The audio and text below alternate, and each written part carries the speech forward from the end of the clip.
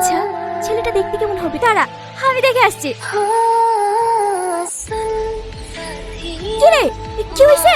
তুই যাদের সামনে পাগলের অভিনয় করলি, ওরাই তোকে দেখতে এসছে। আসছো তুমি তো আপনারা আই চলে তো অ্যাক্সিডেন্ট হতো। আসলে আমার এই বান্ধবীদের মাথায় একটু সমস্যা আছে তো, তাই বাড়ি থেকে বাড়ি যাচ্ছিল, ওকে ধরার জন্য পিছিয়ে পিছিয়ে আসছিলাম। তো দেখে তো মনে হচ্ছে না এর মাথায় সমস্যা আছে। আরে ললিতা বাবু, তুমি কবে এসছো আমাদের বাড়ি? আমি তোমার গায়ে একটু কামড়ে দেবো। কে তোমার ললিতা বাবু? কেনে তুমি? কি জাতা বলছে? করেন ওকে? আমি ললিতা বাবুকে কামড়াবো।